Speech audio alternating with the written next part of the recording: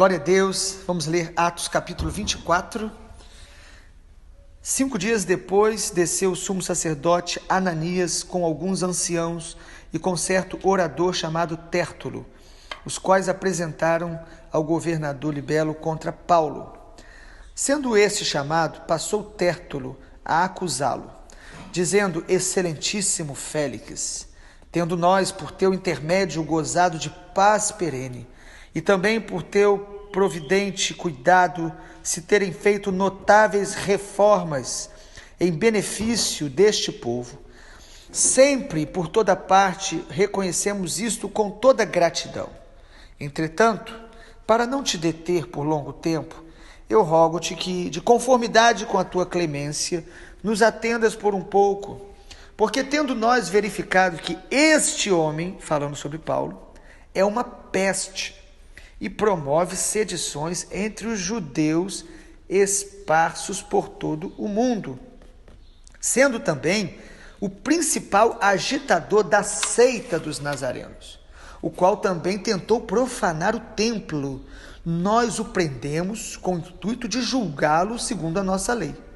Mas sobrevindo o comandante Lícias, o arrebatou das nossas mãos com grande violência, ordenando que os seus acusadores viessem à tua presença. Tu mesmo, examinando, poderás tomar conhecimento de todas as coisas que nós o acusamos. Os judeus também concordaram na acusação, afirmando que as coisas eram assim. Paulo, tendo-lhe o governador feito sinal que falasse, respondeu: Sabendo que há muitos anos és juiz desta nação, me sinto à vontade para me defender, visto que podes verificar que não há mais de 12 dias desde que eu subi a Jerusalém para adorar, e não me acharam no templo discutindo com alguém, nem tampouco amotinando o povo, fosse nas sinagogas ou na cidade, nem te podem provar as acusações que agora fazem contra mim. Porém, eu confesso que, segundo o caminho a que chamam de seita, eu sirvo ao Deus de nossos pais, acreditando em todas as coisas que estão de acordo com a lei e nos escritos dos profetas, tendo esperança em Deus, como também estes a têm, de que haverá ressurreição, tanto de justos como de injustos. Por isso também eu me esforço por ter sempre a consciência pura diante de Deus e dos homens. Depois de anos, eu vim trazer uma ajuda à minha nação e também fazer ofertas. E foi nesta prática que alguns judeus da Ásia me encontraram já purificado no templo, sem ajuntamento e sem tumulto, os quais deviam comparecer diante de ti e acusar se tivesse alguma coisa contra mim. Ou estes mesmos digam que iniquidade acharam em mim, por ocasião do meu comparecimento perante o Sinédrio, salvo essas palavras que clamei, estando entre eles: hoje sou eu julgado por vós acerca da ressurreição dos mortos. Então Félix, conhecendo mais acuradamente as coisas com respeito ao caminho, adiou a causa, dizendo: quando descer o comandante Lícias, tomarei inteiro conhecimento do vosso caso, e mandou ao centurião que conservasse Paulo detido, tratando com indulgência, não impedindo que os seus o servissem. E passado alguns dias, Félix veio com Drúsila, sua mulher, que era judia, e mandou chamar Paulo. Passou a ouvi-lo a respeito da fé em Cristo Jesus. Dissertando ele acerca da justiça, do domínio próprio e do juízo vindouro, Félix ficou amedrontado e disse: por agora pode se retirar. Quando eu tiver vagar, chamar-te-ei. Esperando ao mesmo tempo que Paulo lhe desse dinheiro, pelo que, chamando mais frequentemente, conversava com ele. 2 anos mais tarde, Félix teve por sucessor Pórcio Festo, e querendo Félix assegurar o apoio dos judeus, mandou que mantivesse Paulo encarcerado.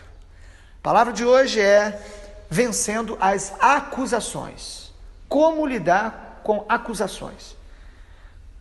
O sumo sacerdote Ananias, que no capítulo 23 deu um tapa no rosto de Paulo, ele enviou agora para Cesareia, onde Paulo estava, ali próximo ao litoral, no litoral ali de onde hoje Israel está ali, mandou um homem chamado Tértulo, um advogado, para acusar Paulo diante de todos. Então aquele sumo sacerdote, representante lá dos judeus em Jerusalém, envia Tértulo para acusar Paulo diante de todos.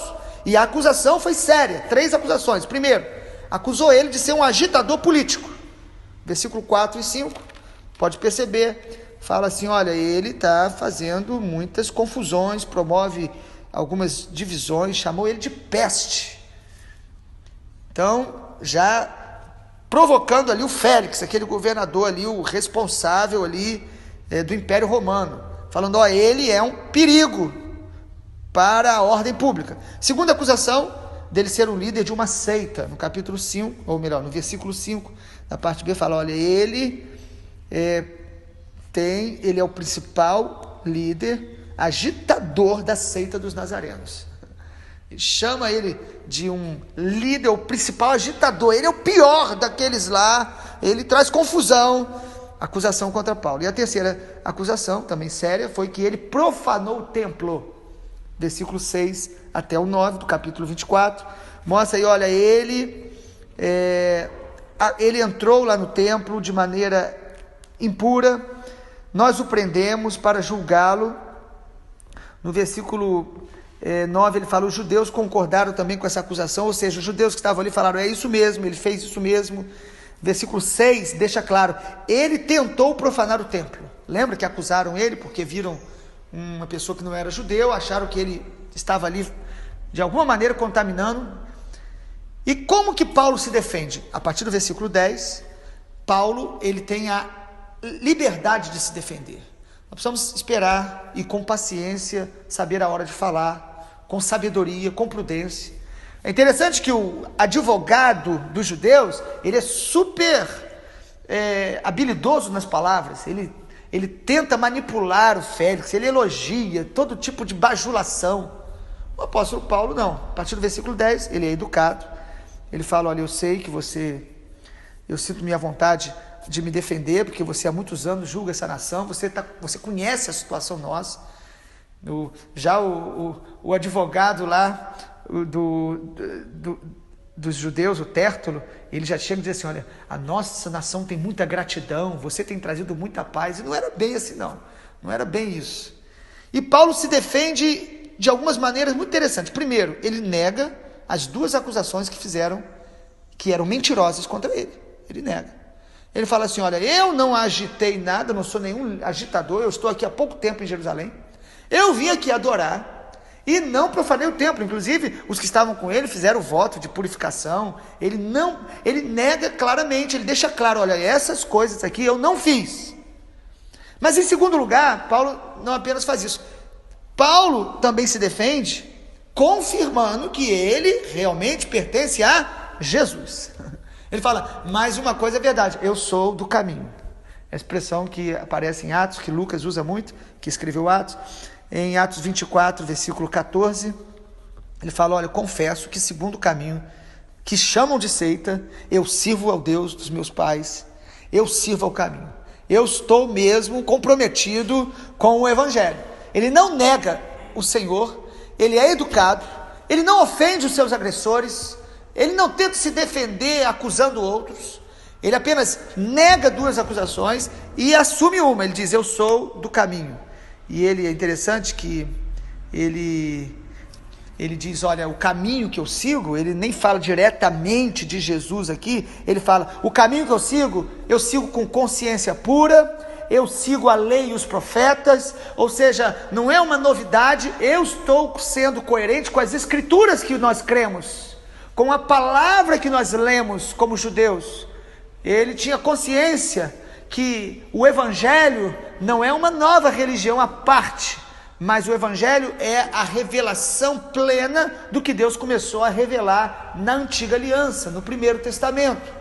Então Paulo deixa claro isso, olha, eu sou mesmo servo de Deus, eu sou mesmo comprometido com o caminho. No versículo 21, ele diz, ele fala que o que ele fazia e ele estava sendo acusado foi porque ele falou sobre a ressurreição dos mortos. Ele diz, eu creio na ressurreição dos mortos. Foi o grande tema que ele levantou no Sinédrio, que trouxe confusão entre os saduceus e os fariseus. Então ele volta, ele fica dentro do assunto.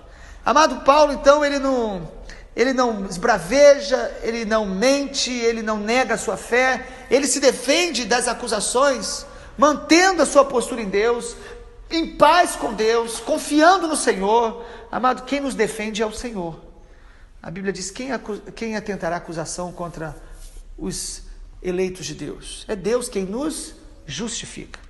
Quando estamos diante de acusações humanas, nós precisamos ter a coerência do Evangelho, a paz de Deus, não tentar usar armas carnais para tentar nos defender. A Bíblia diz que Satanás é o nosso acusador, é acusador dos irmãos.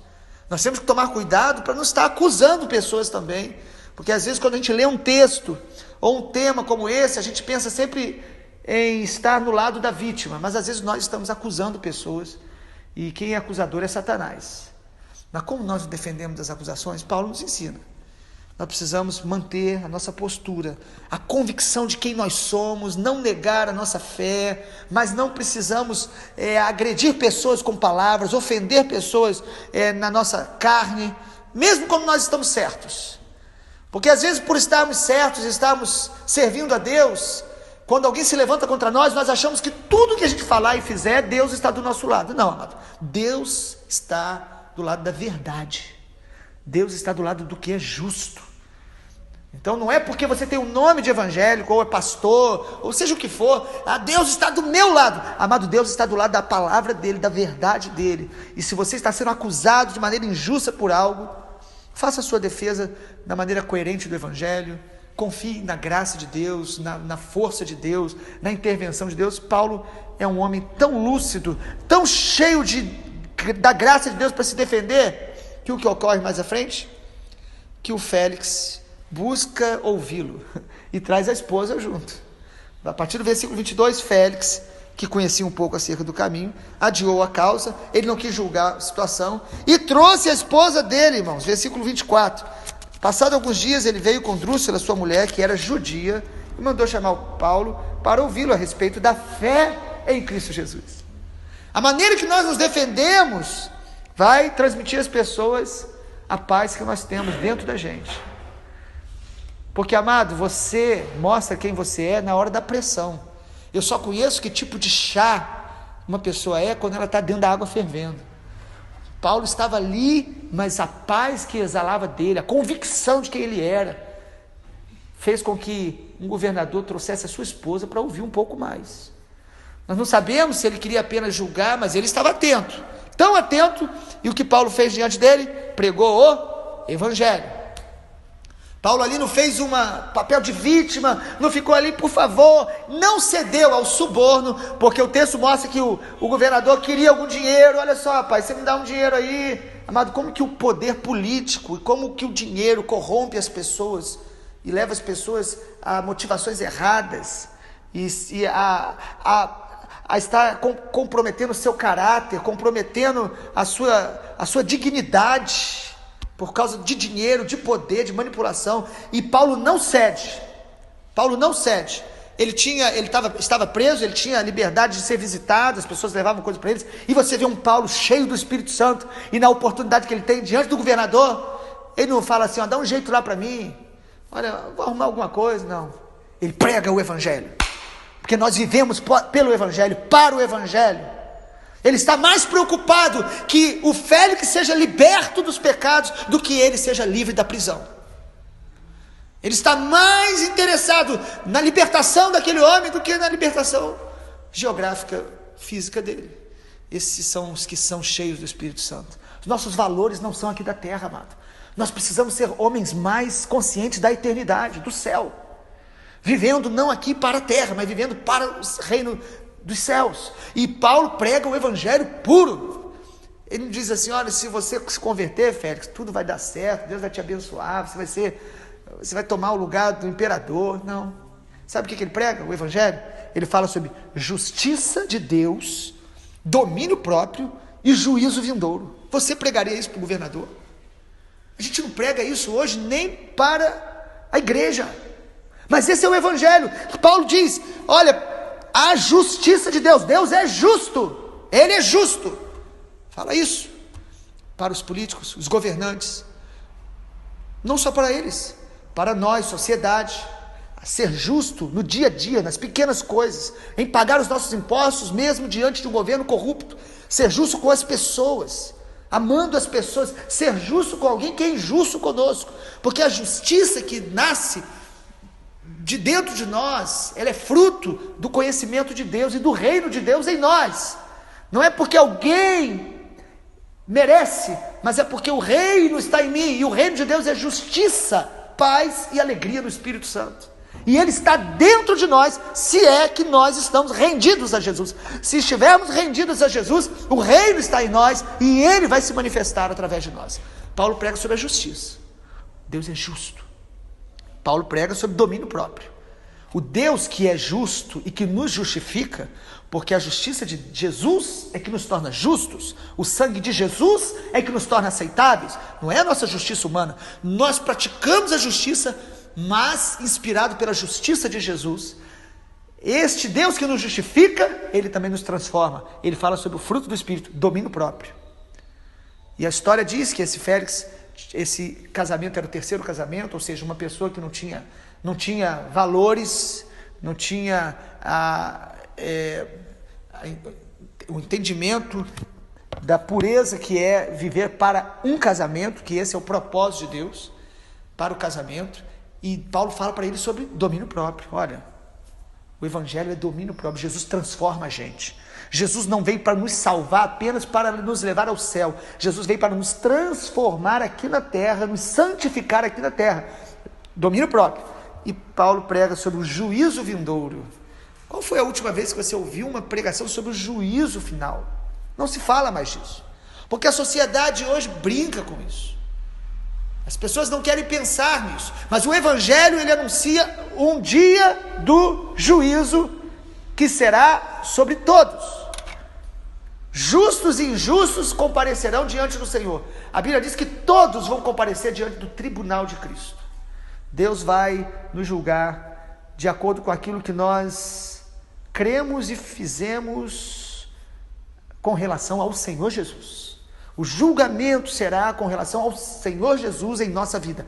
Cremos em Jesus, andamos em Cristo, ou o ignoramos? Ah, não, eu acredito nele. Não, mas não é acreditar. Você pode até fazer milagre em nome dele, mas quem será salvo são os que se renderam a Jesus, os que se submeteram a Jesus, os que estão em Cristo são novas criaturas. Estar nele é Cristo em nós. É Cristo em mim, não sou mais eu quem vive, mas Cristo vivendo em mim. Paulo então declara, olha, haverá um juízo final, e nós sabemos pelas cartas de Paulo, nesse dia do juízo, o Senhor vai nos olhar, Ele não vai falar muito, Ele só vai nos olhar. O olhar de Jesus vai revelar o nosso coração diante de todos. O que você fez diante de Jesus, a realidade da revelação do Filho, o Filho que foi enviado, que foi crucificado. Você creu nele, se submeteu, você andou com ele, ou você o tratou como indiferença, ou você o negou, ou você fez dele uma religião, porque Jesus não é religião. Jesus é o Filho de Deus que precisa reinar sobre a nossa vida, ser o Senhor, o dono da nossa vida. Paulo prega o juízo final. E como que é concluído o capítulo? O nosso governador Félix fica com medo. Tem gente que ouve o Evangelho e fica com medo. Ele não se arrepende, ele não muda. Não basta você ouvir a verdade, nós precisamos se submeter à verdade, nós precisamos se conformar com a verdade, tomar a forma da verdade. Félix ouviu o Evangelho do próprio apóstolo Paulo, mas ele não se arrependeu, apenas teve uma reação de medo e deixou ele 2 anos até vir mais um para poder julgá-lo. E esse trecho de Atos mostra esses julgamentos e como Paulo se defendia das acusações. Que o Senhor Jesus nos abençoe e nos dê uma vida, amado, cheia do Espírito Santo, menos religiosa, menos da terra, mas uma vida cheia de Deus, para que diante de qualquer acusação, diante de qualquer tribulação, nós possamos manifestar Jesus de maneira natural, porque nós estamos cheios dele. Que Jesus e o Evangelho exalem através de nós como esse bom perfume de Cristo, diante das pressões, diante das acusações, diante da vida, para a honra e glória do Senhor Jesus. Amém.